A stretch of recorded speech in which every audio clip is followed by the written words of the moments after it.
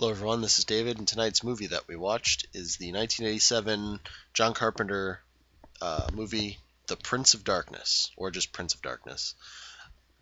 This is a very interesting film. It is the second entry into the Carpenter Apocalypse trilogy. If you're not familiar with that, you can look it up, but suffice to say, John Carpenter, over the course of about 12 to 15 years, made a series of three movies that aren't connected in anything except theme that he called his Apocalypse trilogy. The first being The Thing, which I've already talked about. Uh, this is the second, Prince of Darkness. And honestly, of the three movies, I would say this is the weakest entry. I like it a lot, but it did not. Critics did not receive it very well. And even among John Carpenter's fans, it is generally considered one of his lesser entries. It's not a bad film per se, but the ideas that it espouses and kind of the special effects that go on are a little different than what we're used to with most John Carpenter films. The concept behind this film is almost it's very Lovecraftian in tone, but at the same time it still fits within a Judeo-Christian kind of belief system. So the titular Prince of Darkness is kind of a weird creature. It's not really a creature per se. It's more of a presence, if you will. It's a cylinder of green fluid, which you might say, how is that a monster intimidating? Well, it's more intimidating than you think because the green fluid can completely take over your body. But more so than just that, it has like a psychic presence that controls everything around it. Not everything, but like I'm guessing the weak of will, things like animals, the homeless get possessed quite often and become its thrall. Or it can directly possess you by basically killing you and reanimating your body. At least that's what I'm guessing happens. Because at the end of the movie, when the Prince of Darkness is quote-unquote banished, the people who were possessed by the liquid are dead. But the homeless that were just like kind of dominated wander off.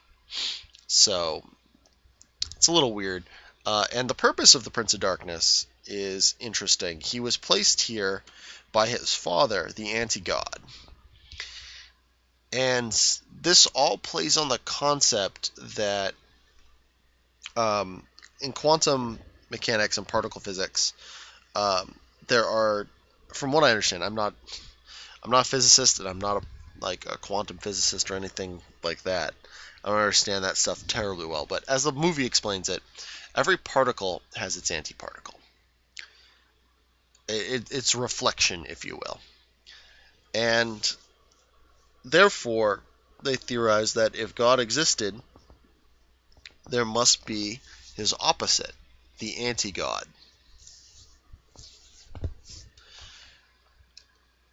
They don't really delve too deeply into the existence of God, but the anti-God does exist. So he's basically the god of an antimatter universe, a parallel dimension where he has been banished to, where only darkness exists. There is no light, that kind of thing.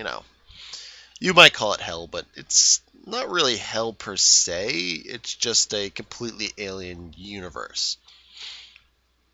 And the Prince of Darkness, his son, once it possesses a proper host, can open gateways through mirrors into the antimatter universe to bring forth the anti-god and usher in the end of the world.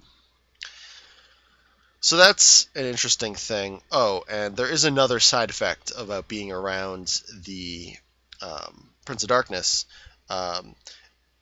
As you sleep around the Prince of Darkness, you get this dream that's a recurring dream of the church, and you hear a voice saying this is being broadcast from the year 1999. This is a tachyon emission, yada yada yada. Basically, they're sending a message back in time aimed at the vessel to cause a reality dysfunction. or causality violation, if you will. What a causality violation is a causality is the flow of events as they occur. A causality violation would be um, an interruption in the flow of events as they're supposed to happen by a stimulus from further down in the timeline. So it's a classic time traveler paradox. If you travel back in time and kill your grandfather, what happens? That kind of thing. You would never exist to kill your grandfather. But not exactly that. Not to create a paradox per se, but a causality violation, which is an alteration of the timeline as it exists to prevent the coming of the anti-god. Alright, so we've talked a long time about this because the monster in this one's a little weird and a little confusing, and honestly, even with the explanations I've given, um, it still doesn't make sense because it isn't a thing that's supposed to. As funny as that sounds, like, there are a bunch of scientists in this movie, and they do their best to explain everything. But, and here's the big but, they don't understand everything. They've only been given a couple days to study it, and honestly, even though they're each brilliant individuals, they're dealing with a being that is beyond the easy comprehension of our technology at the time. I mean, even nowadays, like, it'd be hard to explain how it does the things it does. I mean, granted, it's just a horror movie, and you don't need a logical explanation for everything. And in fact, there's quite a bit of horror comes from the fact that it can possess you and do things that don't make sense. Like, it can engage in psychokinesis, moving of objects around and whatnot, and can, for example, once it possesses a body, the body is kind of weird because it isn't really relevant. Like, Donald Pleasance, as the priest, cuts off the head of the Prince of Darkness, and it just picks up the head and puts it back on. And it doesn't seem to affect it at all. In fact, it kind of laughs at him, at his attempt. So it isn't. Again, it's more like a presence than an actual singular entity, if anything. It's kind of weird. But so let's get to the movie because we've talked about almost going on close to 10 minutes about it, and we haven't even talked about what goes on in this movie. So basically what happens is this priest passes away, and he was going to meet with this cardinal, and Donald Pleasance, playing a priest who is never named, finds a bunch of stuff that this particular priest had been taking care of. And he talks to this guy, Bryak, played by Victor Wong, who's been in a bunch of movies. Most memorable, in my opinion, for Big Trouble in Little China or in Tremors, where he played Egg Shen or Chang, the storekeeper, respectively. He is this professor, and he has all these students, and basically Donald Pleasance comes along and goes, hey, I need your help with some stuff, figuring out what the fuck is up with this swirling liquid, and like this book that's next to it that's in like all these different languages, and just bring these people in to figure this out. So what you find out is, based on what Donald Pleasance explains, the cylinder contains the corporeal embodiment of the Prince of Darkness, or the Antichrist, whatever you want to call it. It's a liquid, and it's a sentient being, and apparently it broadcasts data from itself. They hook up all this stuff to it, and it's sending out all these like equations and whatnot. Meanwhile, they have like a person translating the text. There's actually a large cast of characters in this one, and I don't remember many of their names, because they really they don't mention them too often. I mean, I could look up a list, but remember Burak, I believe is how it's pronounced. But they actually never named Donald Pleasance. He's just the priest. Anyway, so the plot of this is actually pretty simple. The imagery in it, though, is important and very, in my opinion, very effective. There's a symbol of basically not quite an eclipse, but like a conjunction of like the moon and the sun and whatnot, which actually looks really interesting. The homeless people are beginning to gather around this church where the Prince of Darkness is being stored, um, and are basically possessed by it. Once they're all set up in there, one of the guys decides he's going to leave and gets killed by what me and my friends called the Lord of the Homeless. One of my other friends goes by that moniker, and we call him the Lord. We called that character the Lord of the Homeless. He kills a man with a half bicycle. It's so awesome. He literally has a sewn in half bicycle, and he stabs him through and kills him with it, which is quite impressive. The homeless, very inventive people. So, suffice it to say, the fluid gets out and it begins possessing people, and it finds its vessel. And meanwhile, they're having those tachyon messages being transmitted into their dreams. And Donald Pleasance explains it, how the Brotherhood of Sleep always has that vision and how it pushes out your conscious thought. You don't get the full message until the very end of the movie, though. It keeps cutting off, because people keep waking up. As the people get possessed, the Anti-God eventually finds it, the Antichrist or Prince of Darkness finds its vessel. They basically the sun rises and they kind of go into their inactive state, which is kind of weird. While the Prince of Darkness is kind of metamorphosizing into its final form. Once the Prince of Darkness is moving, it's like it possesses this woman. And one of the things I think is interesting in this movie is the first people possessed in the movie are the women, and they will fuck up anyone they meet. And it's quite impressive, because usually the woman is the victim, and in this case they are victims, but they also become the killers because of the way the substance works. And it's quite effective. They're quite creepy at what they do, and I like it. One of the guys tries to leave again, and he's again killed by the homeless people that are outside. And the first possessed person comes out. I forget her name, and oversees this, covers him in beetles. Meanwhile, one of the two signature homeless people stabs him to death with half a pair of scissors. I guess it's just one scissor. And then later they see him. This is the first time they really see anything supernatural happen. They hear him talking outside and saying hello, all distorted. And they're like, "Oh, look, it's that guy." And they see him, and he just goes, "I've got a message for you, and you're not gonna like it. Pray for death." And then he crumbles into these black beetles. That is quite disturbing, quite awesome at the same time. And everyone starts freaking the fuck out, and then the possessed start attacking. Who I think there's 2 or 3 of them at this point. The black guy gets possessed, and he just starts singing "Amazing Grace" and carrying a chair up the stairs. And they see him, and he just breaks the chair on the floor, picks up a part of it, like a leg, and just stabs himself in the throat. And they bandage him, and then he gets up later and starts trying to kill him. But anyway, so I've been kind of jumping around with what's been happening in this movie, but suffice to say, eventually the Antichrist fully possesses its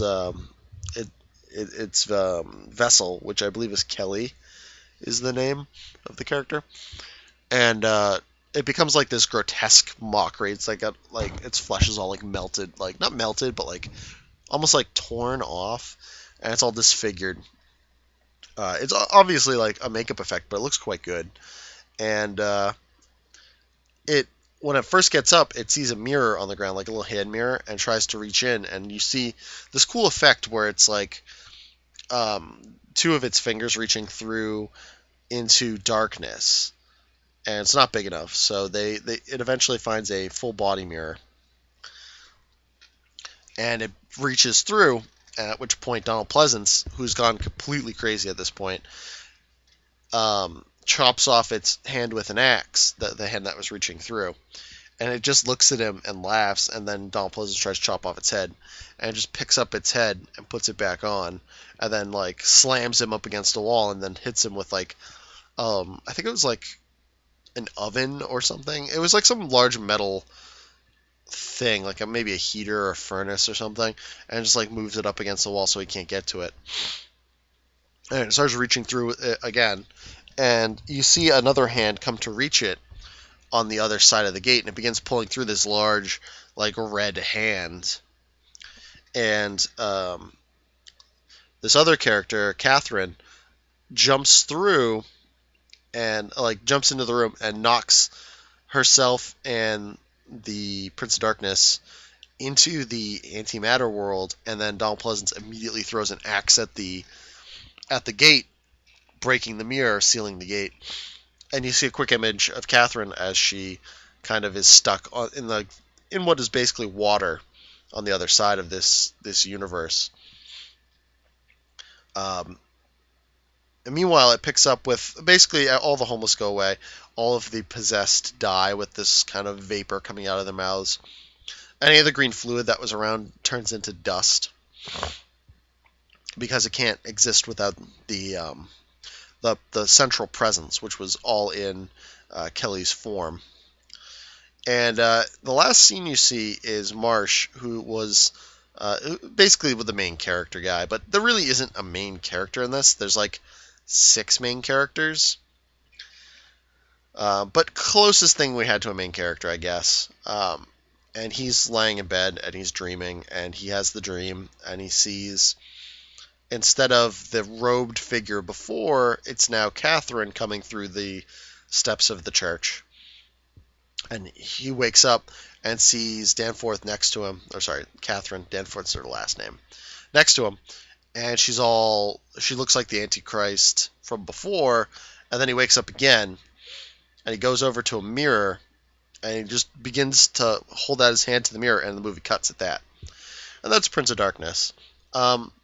This one, if you like John Carpenter films, you will probably like this one. It has a good, strong cult following.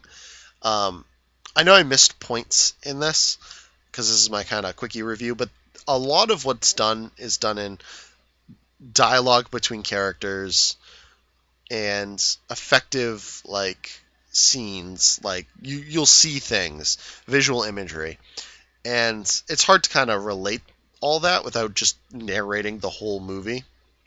So it's one of those ones where I think it's best seen, not talked about in terms of like heard. But I'm definitely a big fan of this one. Every time I watch this one, I like it a little bit more. That being said, it is, of the John Carpenter films, I think one of the weaker entries into his portfolio. But if you can get past that, it's quite an interesting film and poses some interesting questions. And I'd honestly be kind of curious what a particle physicist would have to say about that with what we know now. Because this was made back in like the late 80s. Now, flash forward 30 years. What's up with that now? Because we understand so much more than we did then. Again, I'm not one for that sort of thing, but it'd be interesting to see someone's interpretation. I'm sure they got like most of the stuff wrong. Or it was right at the time, but nowadays, who knows? Anyway, I'm going to give this one a solid 4 out of 5. Check it out if you like John Carpenter. If you don't like John Carpenter, well, I don't know what's wrong with you, but I guess you just don't like that kind of movie. But that's fine. Teach their own. Definitely check this one out if you got nothing better to do, and hopefully you'll have a good time. All right, folks.